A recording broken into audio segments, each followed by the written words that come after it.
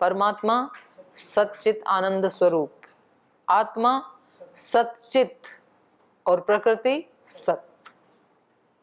आत्मा में आनंद की कमी है और प्रकृति में चित्त और आनंद दोनों की कमी है। एक एक कम होता चला गया इन दोनों में, पहले परमात्मा, बीच में आत्मा, सबसे बाद में प्रकृति। तो प्रकृति है ये तो ठीक है, सत स्वरूप तो है, अस्तित्व तो है प्रकृति का, लेकिन उसमें चेतनता नहीं है, आनंद भी नहीं है। और आत्मा में चेतनता और सत्य तो है, सत चित्त तो है, आनंद नहीं है। तो आनंद इसको फिर परमात्मा से लेना पड़ता है। विशुद्ध आनंद तो परमात्मा से लेना पड़ता है और टेम्परेरी आनंद प्रकृति से लेना पड़ता है। प्रकृति में भी नहीं है। प्रकृति का स्वरूप क्या है? सत है केवल। तो प्रकृति में जो आनंद आभासित होता है वो ब्रह्म का ही है, क्योंकि जिसके स्वरूप में जो चीज नहीं है तो वो कैसे आएगी? जैसे पानी में स्वरूप से ही घी नहीं है तो उसको कितना भी बिलोएं घी निकल आएगा क्या? कि चलो दूध में यदि आधे घंटे में घी निकल आता है तो पानी में 1 घंटा लगा देंगे, 2 घंटे लगा देंगे तो थोड़ा तो आएगा ही। तो हो सकता है क्या ऐसे 2-3 घंटे बिलोएं तो थोड़ा बहुत तो आ ही जाए? ऐसे हो सकता है? नहीं हो सकता, क्योंकि उसके स्वरूप में ही नहीं है ना।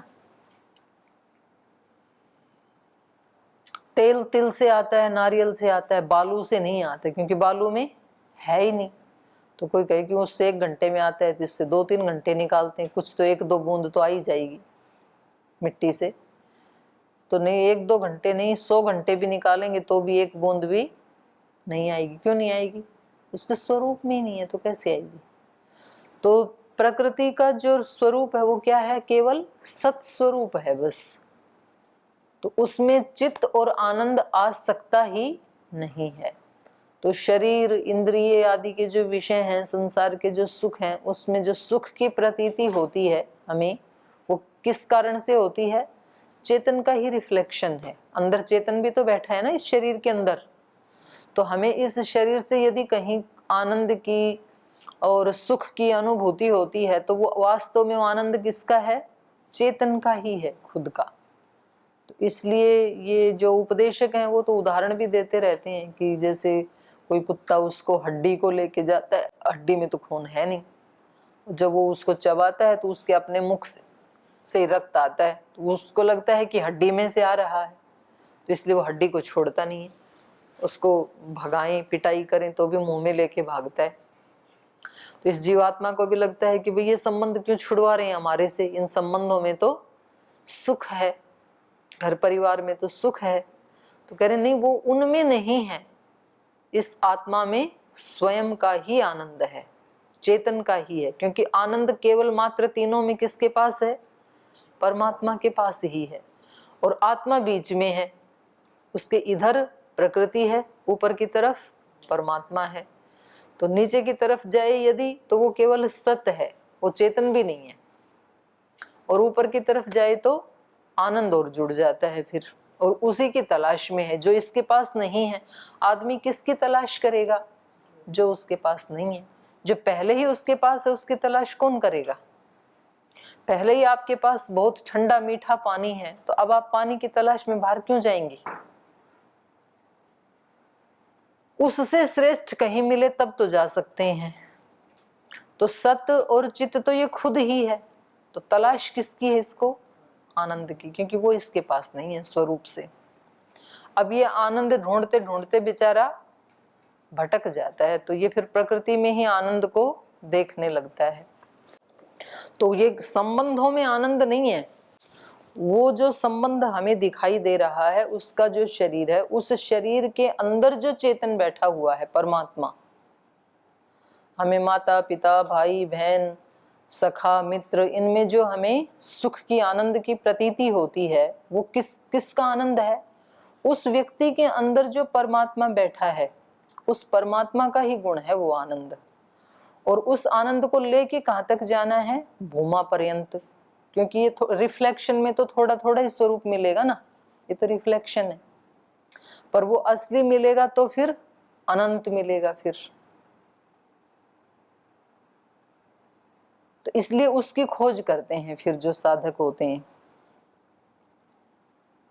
तो यही कह रहे हैं ये भी एक देह धारण कर इस संसार का फल भोगता है, वो है आत्मा, और दूसरा स्वतः प्रकाश बना रहता है। तो शास्त्रों में बताया है कि परमात्मा सच्चित आनंद रूप है, जीवात्मा सतचित रूप है, और जड़ प्रकृति केवल सत स्वरूप है। जीवात्मा के आनंद स्वरूप न होने को ही इस सूत्र से स्पष्ट किया गया है। दोनों प्रकार के आत्म तत्वों में एक जीवात्मा आनंद रूप है और चित रूप दोनों नहीं है। एक जीवात्मा आनंद रूप और चित रूप दोनों नहीं है। क्या कह रहे हैं ये? दोनों प्रकार के जो आत्म तत्व हैं, दोनों प्रकार के आत्म तत्व कौन है? एक परमात्मा, एक जीवात्मा। तो दोनों प्रकार के आत्म तत्वों में एक जीवात्मा आनंद रूप, ये तो हो गया परमात्मा, और चित रूप, ये दोनों हैं, और दूसरे दोनों नहीं हैं। चित रूप तो दोनों ही है ना, ये नहीं यहाँ पर मिसप्रिंट है। एक जो है चेतन वो आनंद रूप और चित रूप दोनों है, केवल चित रूप है वो कौन सा है? जीवात्मा। अच्छा, जीवात्मा के लिए कह रहे हैं ये, एक आत्मा आनंद रूप और चित रूप दोनों नहीं है, केवल चित रूप है। ये कौन है चित रूप वाला? ये हमारा आत्मा चेतन है ये। क्योंकि देहाभिविनिष्ट आत्मा में दोनों के भेद का बोध होता है। आत्मा के सदा चित रूप होते हुए भी आनंद रूपता का अनुभव कभी नहीं होता। विषयों से प्राप्त अनुकूल अनुभूतियां कभी कभी सुख का संवेदन कराती हैं, वह भी वैश्विक सुख मात्र है, आनंद नहीं है। इन्होंने उसको सुख कहा। जो मैं कह रही थी ना आपको कि वो परमात्मा का ही है, ये उसको आनंद मानते ही नहीं है। परमात्मा का जो सुख है उसको तो आनंद माना, और विषयों से जो सुख दिखाई देता है उसको इन्होंने सुख कहा। तो सुख और आनंद में भेद कर दिया इन्होंने।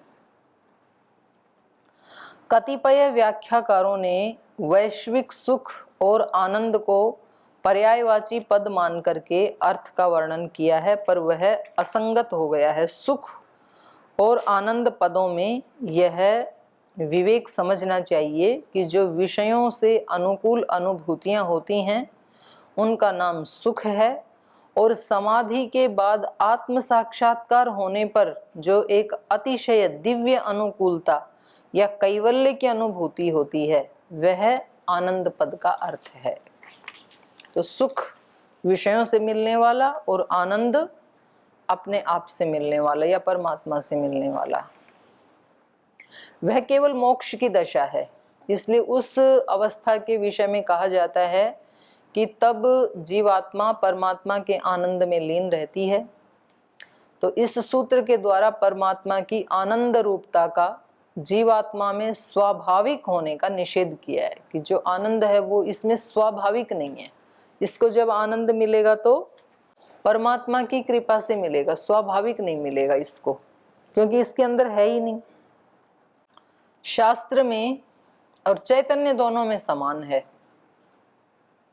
शास्त्रों में जहां तहां जीवात्मा को भी आनंद बताया गया है, उसका सामंजस्य कैसे होगा? ये पूर्व पक्षी ने पूछा, तो उसका उत्तर दे रहे हैं, दुख निवृत्तेर गौणः। कह रहे वो गौण रूप से सुख को ही आनंद कह देते हैं। जब दुख की निवृत्ति हो जाती है और जो विषयों का सुख मिलता है इंद्रिय के विषयों का, तो उस दुख की निवृत्ति को ही गौण रूप से आनंद कह दिया। दुखों की निवृत्ति से गौण है आत्मा के आनंद रूप होने का वर्णन। मोक्ष अवस्था में दुख त्रय की निवृत्ति हो जाने से, दुख त्रय की निवृत्ति नहीं, आत्यंतिक निवृत्ति ऐसे कहना चाहिए। मोक्ष में तो दुख त्रय की आत्यंतिक निवृत्ति हो जाने से उस अवस्था की विशेषता को प्रकट करने के लिए गौण रूप में आनंद पद का प्रयोग किया जाता है। यद्यपि लोक व्यवहार और शास्त्र में जहां तहां वैश्विक सुख के लिए आनंद पद का प्रयोग देखा जाता है, पर उसे मुख्य न समझ करके गौण ही समझना चाहिए। केवल मोक्ष अवस्था में जीवात्मा को आनंदी कहना किसी सीमा तक यथार्थ माना जाता है, माना जा सकता है। तो ये तो किसी सीमा तक क्यों, ये तो फिर है ही आनंदी मोक्ष अवस्था में। तो तैत्तिरीय उपनिषद का उदाहरण दे रहे हैं, रसो वही सह, वो परमात्मा कैसा है, रस स्वरूप है। एक और भी अथर्ववेद का मंत्र है ना, अकामो धीरो अमृतो स्वयं भू रसेन तृप्तः। तो यहां भी कहा रसो वही सह न कुतश्चनो न तमेव विद्वान, क्या है पूरा मंत्र, न विभाय मृत्यु आत्मानं धीरम अजरम युवानम, ऐसे है। वो पूज्य स्वामी सत्यपति जी महाराज बहुत उसको गाते थे। अकामो धीरो अमृतो स्वयंभू रसेन तृप्त न कुतश्चनो न तमेव विद्वान् न बिभाय मृत्यु आत्मानं धीरम् अजरं युवानम्। उस अजर को, युवा को जान करके ही ये मृत्यु से फिर भयभीत नहीं होता है। रसेन तृप्त न कुतश्चनो, थोड़ी भी न्यूनता नहीं है उसमें। एक बार उसको पा लिया तो फिर न्यूनता का आभास होगा ही नहीं। ऐसे ही यहाँ तैत्तिरीय उपनिषद में कहा रसो वै सह रसम ही एव अयम लब्ध्वा आनंदी भवति। तो हम तो आम वाला रस पा करके आनंदी हो जाते हैं। जिस दिन आम चूसने को मिले तो आम वाला रस इतनी बहुत है, गन्ने वाला रस भी बहुत है, ऐसे हम सोच लेते हैं। पर हम ये सोच सकते हैं कि गन्ने में, आम में जो रस है वो भी उसी का ही है, तो वो खुद कितना महान होगा। इन रसों का भी जो कारण है, दिल सोचता है खुद वो कितना महान होगा, इतना महान जिसने संसार है बनाया। तो जिसने आम में, गन्ने में, हैं, इमली में काई का रस से खट्टा है वो तो ठीक है, जिसको इमली अच्छी लगती है उसको इमली में खट्टा। जिसने ये तरह तरह के रस बनाए हैं वो क्या है, सब रसों का मूल कारण है। वस्तु स्थिति यही है कि विविध दुखों की अत्यंत निवृत्ति की अवस्था को आनंद पद से वर्णन कर दिया जाता है। परमात्मा के समान स्वतः जीवात्मा की आनंद रूपता शास्त्र सम्मत नहीं है। ये ऊपर जो कह रहे थे ना, ये कहना चाह रहे थे कि मोक्ष की अवस्था में ये दुखों की अत्यंत निवृत्ति हो जाती है। तो ये आनंदी मतलब परमात्मा जैसा आनंदी नहीं होता है। दुख छूट गए तो उसकी थोड़ी सी झलक मिल जाती है, एक बूंद। आनंदी तो केवल परमात्मा ही है, क्योंकि इसमें तो वो पूरा आनंद समा सकता ही नहीं है, ऐसा कहना चाह रहे हैं ये। वही कह रहे हैं, परमात्मा के समान स्वतः जीवात्मा की आनंद रूपता ये शास्त्र सम्मत नहीं है। परमात्मा के समान नहीं हो सकता ना वो कभी भी। तो केवल मोक्ष अवस्था में जीवात्मा उस आनंद की मात्रा का अनुभव करता है, थोड़ी सी मात्रा मिलती है बस इसको।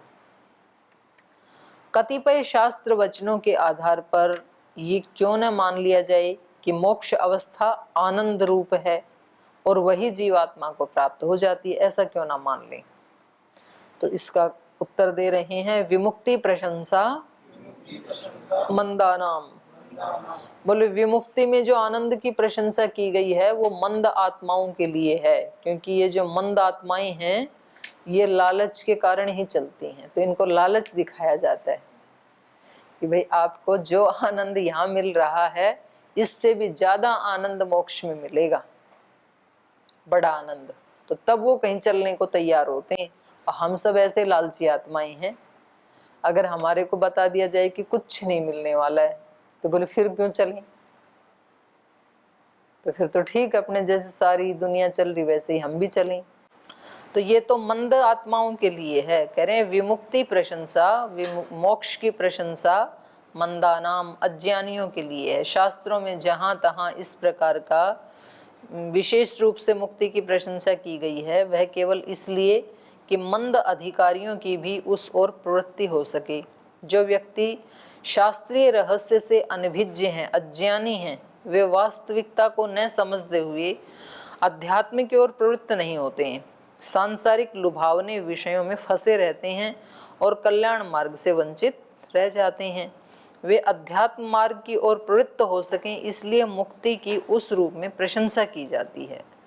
वस्तुतः विविध दुखों की अत्यंत निवृत्ति हो जाना क्या कल्याण के कम महत्व को रखता है?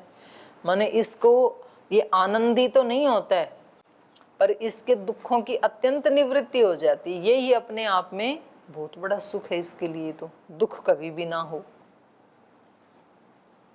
तो उस अवस्था को किस शब्द से कहा जाए? तो ये विवाद व्यर्थ सा है। बोले भाई उसको आनंद ना कहें और दुख की अत्यंत निवृत्ति हो गई तो उसको क्या कहें? तो बोले ये विवादित अवस्था है। कोई उसी को आनंद कह देते हैं, उसी को मोक्ष कह देते हैं, पर वास्तव में ये परमात्मा जैसा आनंदी तो नहीं हो सकता है, क्योंकि परमात्मा तो केवल परमात्मा ही है और वो एक ही है, उसके जैसा दूसरा कोई हो सकता नहीं है। कोई योगी, कोई मुक्त आत्मा परमात्मा जैसा नहीं हो सकता है। ये उसके लिए कह देते हैं, जैसे वो बोलते हैं ना, सागर में बूंद समाई तो सागर ही हो गई। तो सागर तो, बूंद तो सागर नहीं हो सकती है कभी भी, सागर का एक पार्ट हो गई वो, तो वो भी सागर कहलाने लगी। लोग मतलब उसने अपना अलग अस्तित्व खो दिया, बस इतनी बात है। सागर थोड़ी होती है, सागर हो, एक बूंद उसमें मिली वो सागर हो गई, तो दो सागर होने चाहिए। फिर एक सागर तो पहले ही था, एक सागर ये बूंद बन गई, तो दो सागर में दिखने चाहिए वहाँ। सागर तो एक ही रहता है, लेकिन ऐसी ऐसी उसमें कितनी बूंदें पड़ी, हजारों पड़ी, तो हजारों सागर हो जाने चाहिए थे। तो बूंद सागर जैसी एक अलग सागर बन जाती है, ये अर्थ नहीं है। वो सागर में अपना अस्तित्व खो देती है, तो उसी रूप से कही जाएगी फिर, जब अलग अस्तित्व नहीं है तो ऐसे ही जीवात्मा जब इस प्रकृति से अत्यंत मुक्त हो गया, तो वो अपना अस्तित्व, अलग अहंकार उसका खत्म हो गया। तो वो जो चेतन का सागर है, उस चेतन में ये एक चेतन समा गया। मन अणुपरिमाण है, ये सिद्धांत पहले तीसरे अध्याय में प्रतिपादित किया गया है। अब उसको पुष्ट करने के लिए सूत्रकार, तो ये यहाँ तक किसका वर्णन हो गया? चेतन का। चेतन के बाद अब मन का वर्णन कर रहे हैं। न व्यापकत्वम मनसः कर्णत्वादि इंद्रियत्वात् वा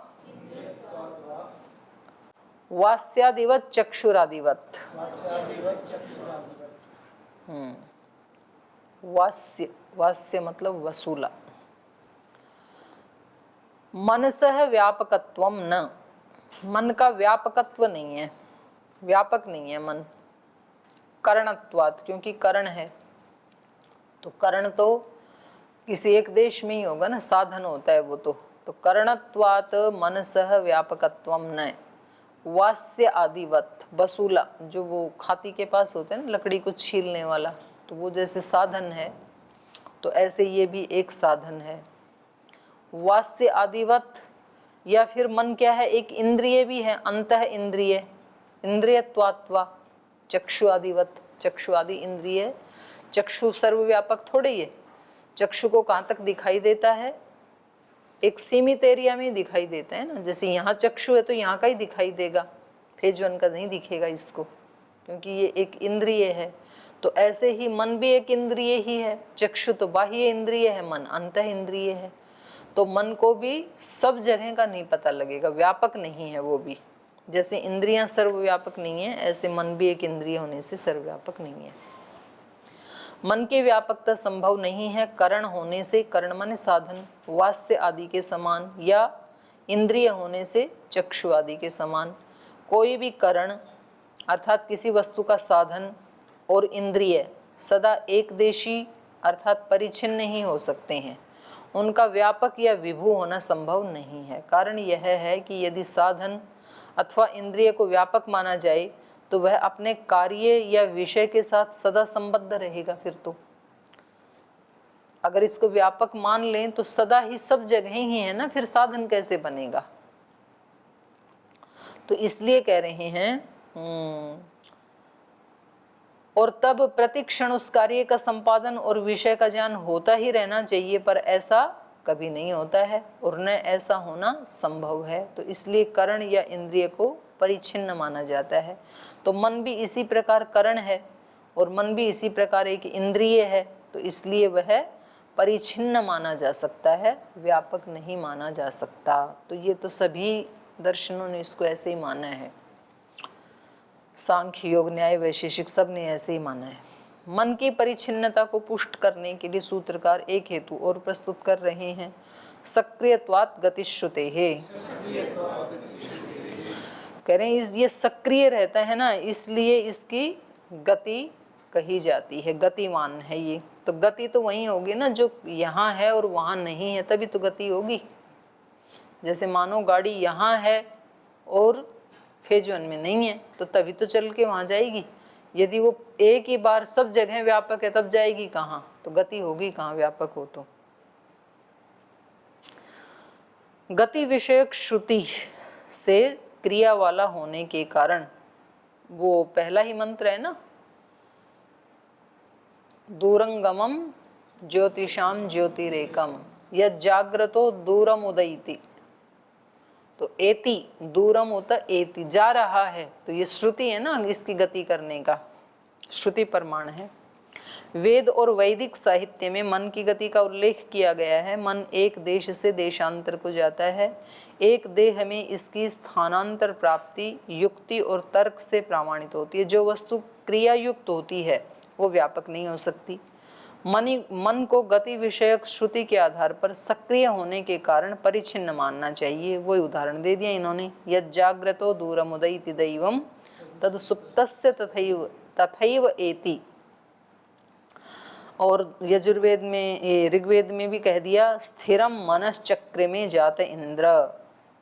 और ऋग्वेद में दूसरा कह दिया, यत्ते यमम वैवस्वतम मनोजगाम दूरकम यत्ते भूतम च भव्यम च मनोजगाम दूरकम।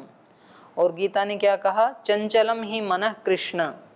तो ये भी चंचलता भी गति का ही द्योतक है। तो ये अनेक श्रुतियों के आधार पर मन का सक्रिय होना स्पष्ट होता है, इसलिए मन व्यापक नहीं है। तो अब मन अणु परिमाण वाला है या विभू वाला है, ये अगली बात है।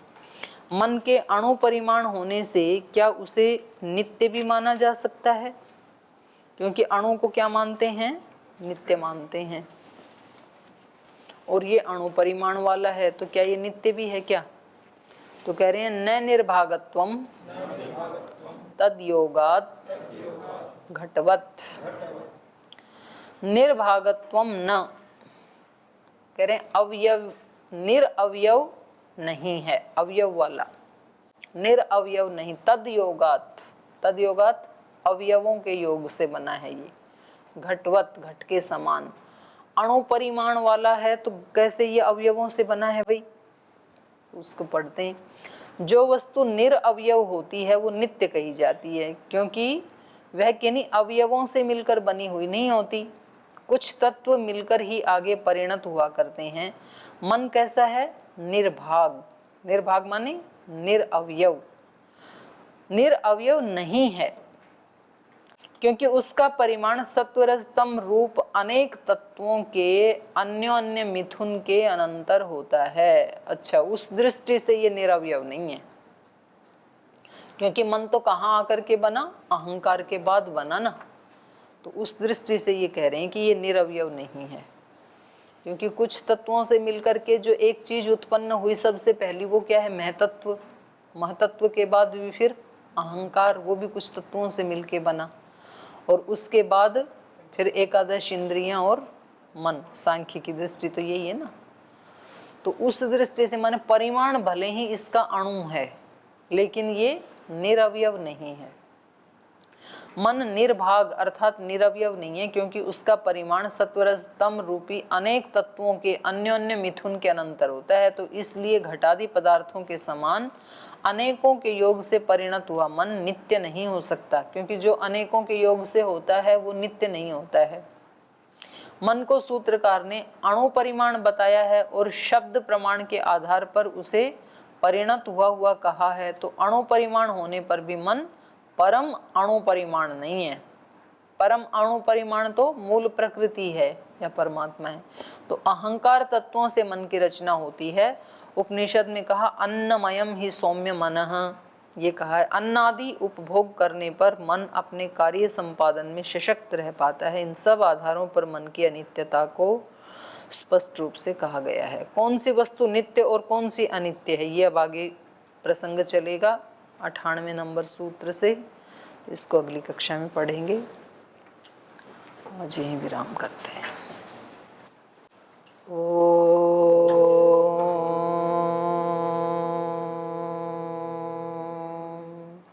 शांति शांति शांति। श्री गुरुभ्यो नमः।